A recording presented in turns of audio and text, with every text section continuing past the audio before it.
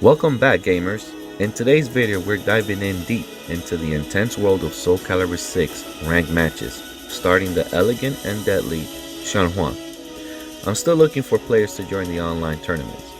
Now, for every 50 subscribers this channel gets, I will be giving away $50 to one lucky subscriber via Cash App until we reach our goal of 2,000 subscribers. And if you happen to have your own YouTube channel, I will subscribe to your channel as well. I think all YouTube creators should subscribe to one another's channels to help each other's channel grow. If you haven't subscribed yet, please do so and hit the like button down below. Don't forget to check out the community page to see the latest image poll. I also created a new playlist called Announcements so you can stay informed with everything you need to know about this channel, including upcoming events, tournaments, raffles, and giveaways. And if you really want to support this channel, any donation, big or small, will help. Just send me a text message with the word donation to my cell phone number at 862-405-2191 and I will provide you with the Cash App link. It's the same number you can enter to use to the raffles.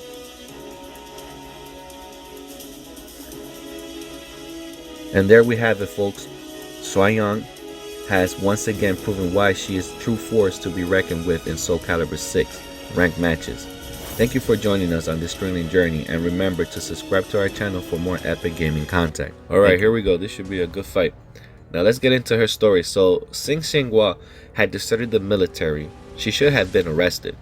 When she went to train with the general, it was only the Edge Master's letter that convinced the general to shelter her. He had studied at the Lingshan temple and remembered what the old man had taught him. It is tradition for the Qi family for everyone to become a great warrior and to serve the country. A long time ago, one son of the Qingxia family settled in Lingshan temple to become a great swordsman. His daughter, Shanfi, was born in a nearby town and was sent there to train at the temple. She was a great swordsman and surpassed many of the monks at the temple. If she had been a man, she would have been inheriting the Krita Yoga. I believe that's some type of sword, like I guess you could say like a family heirloom. After the death of her father, Sheng Fe trained even harder and fell in love with a monk named Khan. I cannot say that name. I'm sorry if I'm butchering all his name. Igzik Khan? Whatever. He was thought to be the best candidate for the succession of the rod of the Kali Yoga. Sadly, their love was forbidden. Not until the birth of their daughter, Shang Wei, was their love known to the monks. The monks were very strict about following the pure path, and the temple took the child when it was 2 years old. Shanfi was too sad to stay, so she left to never return. And a family friend asked Khan why had he stayed. He told him to create his own future with his strength. With Han's help, Khan was able to sneak a sword, the Krita Yoga, I told you it was a sword, to his lover, as a promise that they will one day meet again. When Shangfi left, she was pregnant with her second child. She never told Khan about this, with the hopes that he will continue on his training and focus on becoming the successor of the Kali Yoga. She secretly returned to her homeland, where she became a soldier. She gave birth to her second daughter, Xianghua, and never told her about her lineage. Meanwhile, at the temple, they had realized that Khan had stolen the Krita Yoga and was excommunicated, almost like John Wick, okay? No, exactly like John Wick, excommunicado. Alright, and driven from the temple. So, she was left behind, where the monks decided to raise her as an orphan. Khan managed to trace down Shangfi and discover her links to the Qi family. However, the family had asked them not to see Shangfi as she believed that he was training, and that she would be heartbroken to see him once more. Khan agreed that it was for the best for him just to leave. So he did, never knowing about his second daughter. Meanwhile, the temple was searching for the sword. Their first suspect was the Shangfi, his wife. Well, I don't know if they got married, but the girl. But when they arrived, all they found was Xianghua playing with an old sword. After many years, they gave up on the search. Nobody, not even Shanfeng, suspected that the sword that the little girl was playing with was the actual Kritza Yoga in disguise. It turned into a battered old sword in case it was ever separated from the other two temples' treasures. Only Kong knew the truth as time passed. Xianghua learned to use the sword after her mother's death. When Xianghua was only 10, she was driven to train even harder. At the age of 16, Xianghua becomes one of the members of the royal guards, never knowing that she had an older sister in what was that the name? Had an older sister in the Lengshu temple.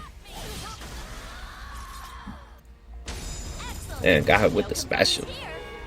Alright, so it says here in Soulcalibur 1, I guess, eventually the emperor of the Ming dynasty, China, had become displeased with the search of the hero sword. He never heard back from any of the adventurers, including Li Long.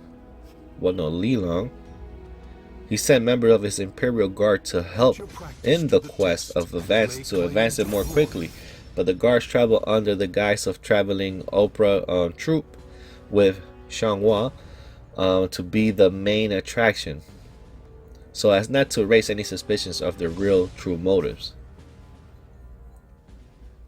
As she prepared herself for her journey, she recalled her mother dying words that she was born to complete the important task and that she must cut her own path through the uncertain future. With her mother's keepsakes, Tai Chi, Xianghua left on her own. Now, on her journey, she encountered many members of the Lengshu temple in China. Kilik, a Japanese pirate of the Riku Kingdom, Maxi. Right, Kilik is not a pirate. That was Maxi she was talking about. Yo, I can't believe they created Ghostface Killer, man. I'm too busy reading the story. I forgot about this.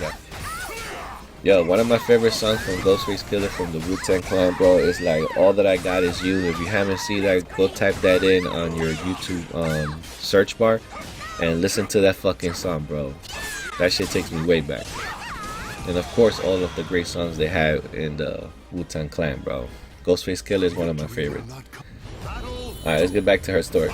It says here, told about Soul Ditch, the evil nature by Kilik, she agreed that to aid both of them in their journey to destroy the evil blade, not knowing that all the while that her long lost older sister, Sai Glane, had been killed by Kilik as she had been consumed by the berserker rage of the night of the notorious evil seed. Hold up, Kilik killed her sister? Holy shit. With Kilik and Maxi's help, Xiangyang stormed to Oshburg Castle. Well, Oshburg Castle is where Nightmare is, so maybe Nightmare killed her? Alright, Maxi stayed behind and defended the castle's guard. Astaroth disappeared soon after that, and then Kilik and Xianghua together slay the enemy hordes of in order to reach Nightmare. Exactly, Nightmare was stationed there. Kilik used his holy bow staff, the Kali Yoga, to defeat the Azura Knight, but immediately afterwards, he was consumed and were pulled into a ether void where they stood opposed the Inferno. In this period of battle had left Kilik too weary to fight, as Xianghua, how it says here, it says rally herself. Her mother's keepsake unveil herself as the holy sword of Soulcalibur. Damn, bro, she had Soulcalibur the whole time. After a fierce struggle, Xianghua defeated her opponent with the Soulcalibur protecting power. As the void started to collapse, she carried Kilik out of there, though her mother's keepsake sword was left behind. So in Soulcalibur 2, after destroying the sword that was sent to find Xianghua, fell into, let me see, it says here, the saber with the Emperor, right? Because this guy was trying to retrieve these, the Holy Sword and the evil seed of Soul Edge, you could say. She was stripped of her rank and resigned to a minimal position. One day the news reached Xianghua that the emperor had attacked a castle that suspiciously housed a member of the search party that founded the hero's sword, but refused to hand the weapon over to the emperor. After the castle fell and the sword was found, Xianghua was summoned for her knowledge and experience. Xianghua had destroyed the soul edge, and it was gone, but the investigation proved otherwise. Xianghua heard the rumors that the pieces of soul edge existed, and in place, if this was true, then Xianghua needed to find every fragment and destroy them once again. So yeah, that's crazy.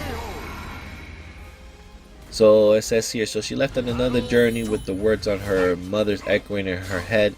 You know, cut your own path through the uncertain future. So now we get to Soulcalibur 3. I couldn't do anything. The pain of the defeated clutches of Xianghua's heart. She had sworn to destroy Soul Edge, but in the end she hadn't even been able to stand up against the threat in her past. After returning with Killick, she had faced off with him against as the man Scythe and lost. Right, they're talking about Zazimal at this point in time. He was like the main bad guy in Soulcalibur 3. Now it says here, no, that's not true. The fight has been between Killick and the man. He has shown no interest in Xianghua whatsoever. All she could do is carry the unconscious Killick and run away. Damn, Zazimal was that much of a badass.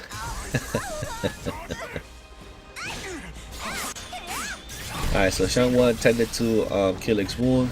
He didn't wake up, and she frankly wondered what to do. Like, what am I going to do to save this man's life? Xianghua went to see Killick's teacher, the Edge Master.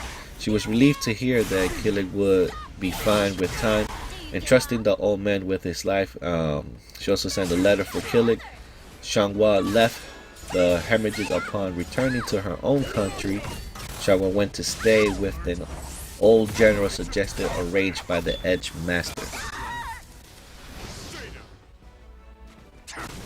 Now it says here, I must become stronger. This is Xianghua talking. Pleaded with the general. He was surprised to hear this. He had thought that her sword skills, had diminished with time, and they were no more sufficient. Nevertheless, he did what he could to help her, although he had retired and the skilled warriors still gathered under him. Among them was an especially skilled man who had, employed as an instructor, taking over his place, I guess. Damn, it looks like I'm not gonna have enough time to finish her whole story here. But I hope you guys enjoyed today's video. Let me know if you guys are interested in joining the online tournaments. But sorry, Ghostface Killer, gotta retire you now. Alright guys, thanks for watching. Repeatedly escaped the clutches of death. No complaints here.